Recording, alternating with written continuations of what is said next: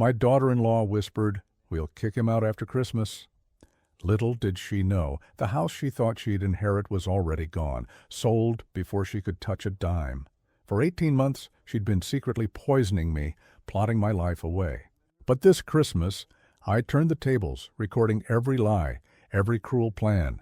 What happened next changed everything: justice, family, and the meaning of trust forever. November 30th, 2024. The first snowflakes fell quietly over Maplewood, dusting the driveway and roof with a fragile layer of white. Inside, I sat in the living room, pretending to read the newspaper, while my daughter-in-law, Monica, moved about the kitchen, her voice low and deliberate. "We'll kick him out after Christmas," she whispered, to no one but herself, or so she thought. The words cut sharper than any knife.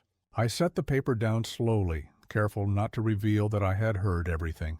For months, I had noticed the subtle changes: my pills mysteriously misplaced, my morning coffee tasting bitter, receipts for items I never bought.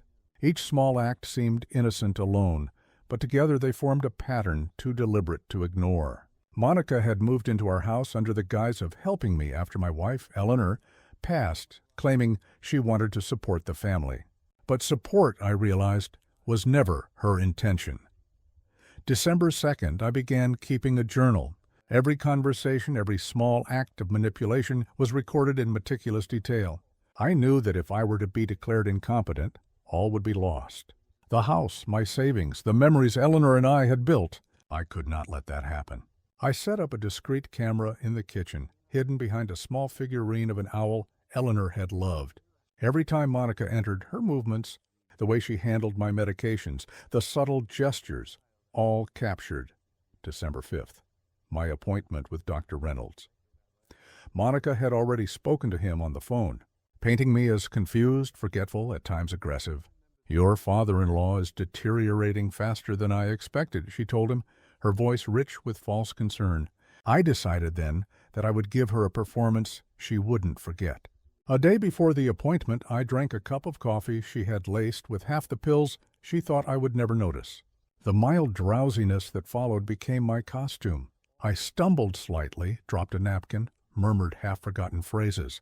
But behind my glassy eyes, my mind was razor-sharp. December 7th. The day Monica thought she would finally control the narrative. She called my son, David, asking him to arrive early for a family intervention. I greeted him at the door with a careful smile, feigning weakness, while Monica led him to the living room. "He's been wandering the neighborhood at night," she whispered. "He doesn't even remember where he puts his keys." David frowned, hesitant, unsure. "Dad, have you—" he began. I let my head droop, muttered incoherently, "Keys. Lost. Again. Bathroom. Stove." Intentionally muddling my words to sell the story. December 9th, blood tests.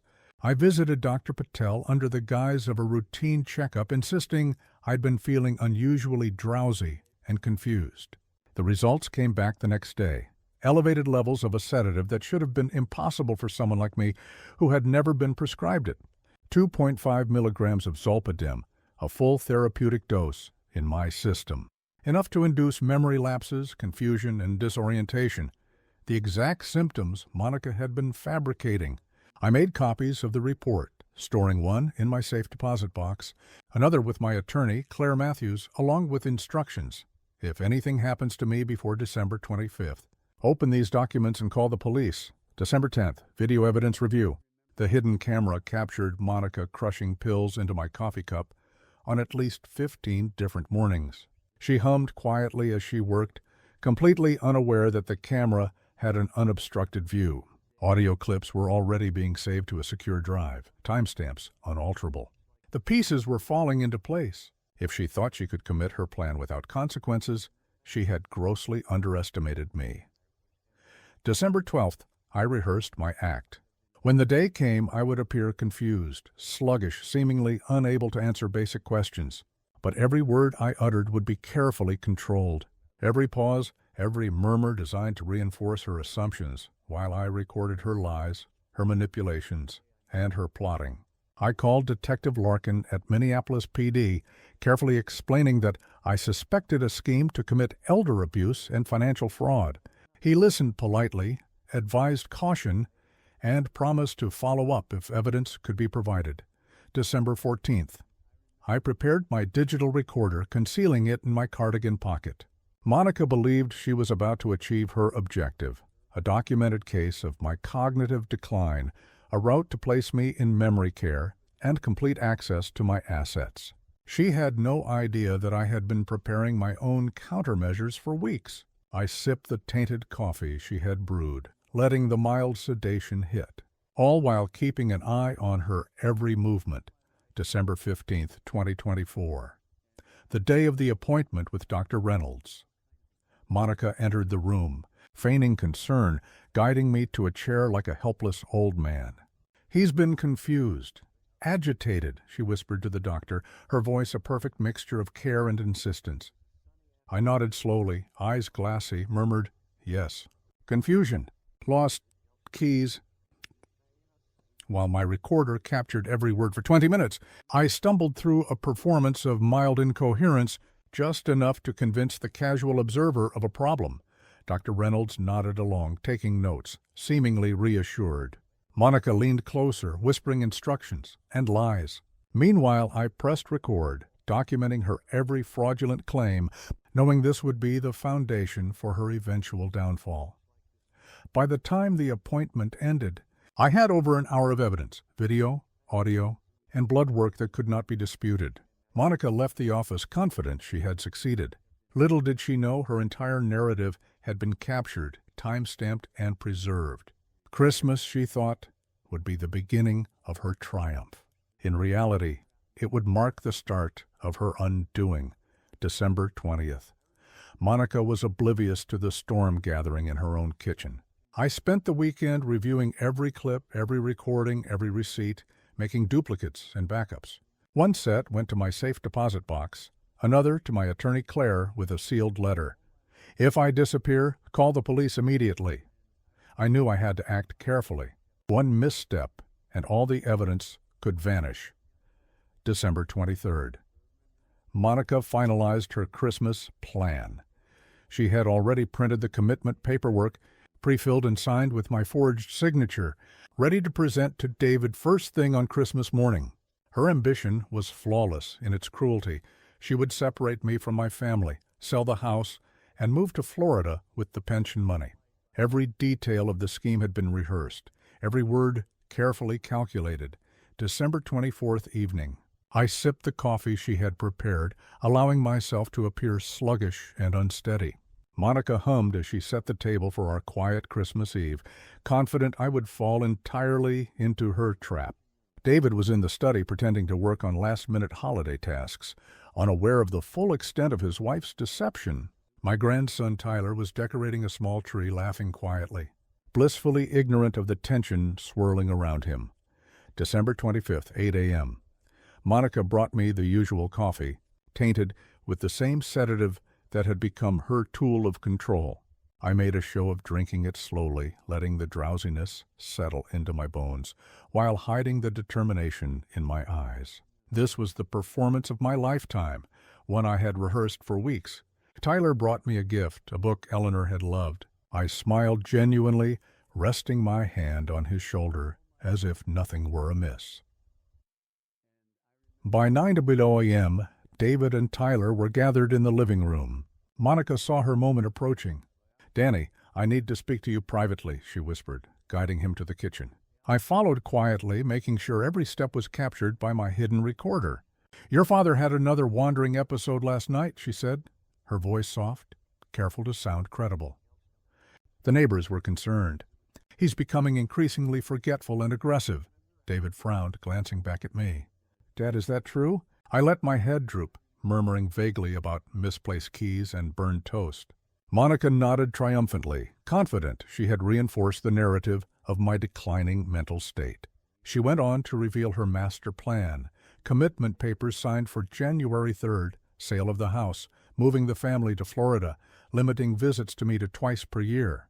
Every lie meticulously documented in her handwritten notes, evidence she believed no one could dispute.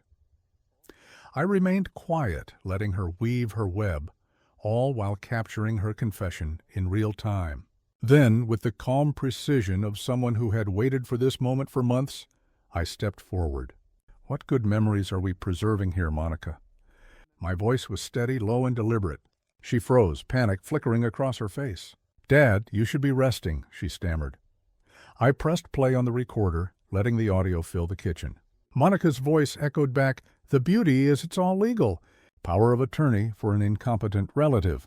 Once he's committed, we sell the house, move to Florida, play the grieving family." David's face went white. Tyler looked between us, confused and alarmed. "Grandpa?" he asked softly. I held his hand, nodding. "Nobody was sick. Your mom was putting medicine in my coffee to make me drowsy and confused." David stepped back, stunned, glancing at the papers Monica had left on the counter. The commitment forms, the real estate documents, the receipts for stolen funds, it all crystallized before his eyes. Monica's composure crumbled. She tried to insist the recordings were fabricated, that the blood tests were misinterpreted. I calmly presented the results from Dr. Patel. 2.5 milligrams of zolpidem in my system, more than enough to induce confusion, for months. Monica's face went from disbelief to desperation. "You don't understand the pressure I've been under," she cried. "I was protecting everyone." David shook his head slowly, piecing together her manipulations over months. Every fabricated wandering episode, every stove left on, every bathroom accident had been documented, false, designed to make me appear incompetent. My grandson's eyes, wide with realization, mirrored the horror on his father's face. By 10:30 a.m., the room was silent except for the faint ticking of the wall clock. Monica had no more lies to tell, no script to follow. Every argument she could muster was dismantled by concrete evidence, audio recordings, video footage, blood tests, credit card statements, and forged documents.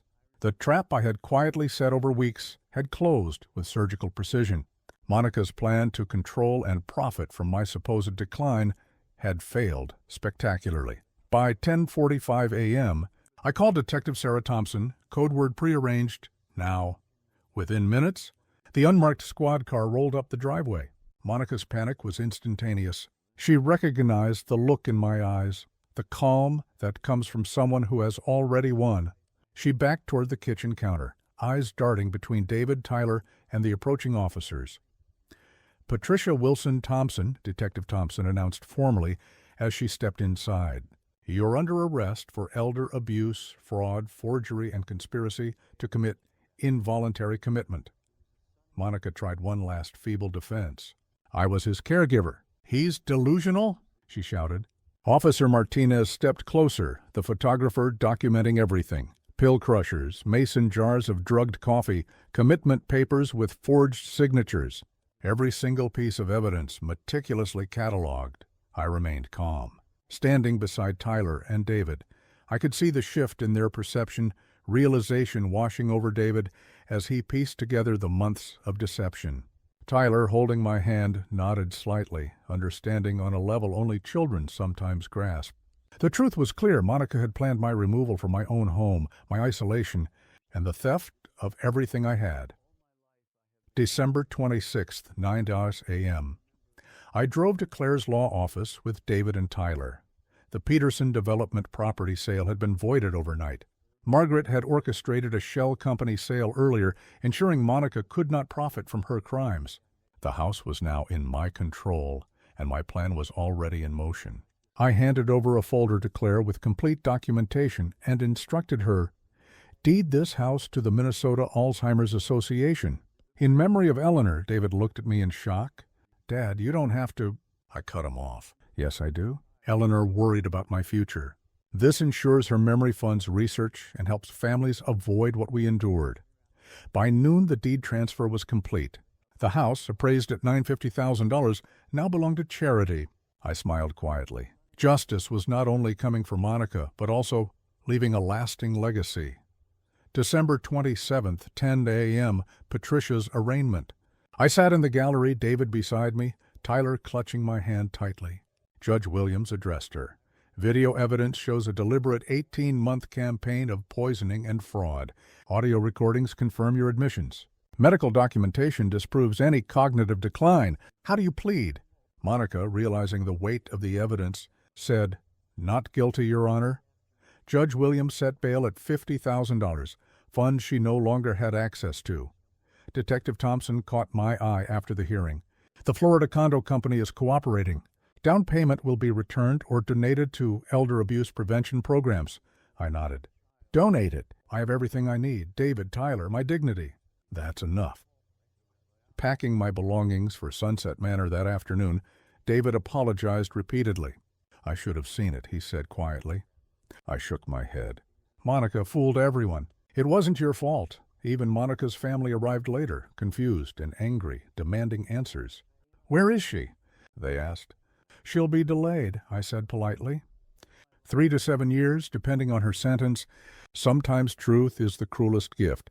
Months later, in March 2025, Monica pleaded guilty to avoid trial, receiving 4 years in state prison, $50,000 restitution, and a permanent restraining order preventing contact with me or Tyler. David filed for divorce, gaining full custody of Tyler. Today, I sit in my apartment at Sunset Manor, sharp at 70, surrounded by genuine care. Tyler visits every Sunday, and we read together like Eleanor and I did with David 40 years ago.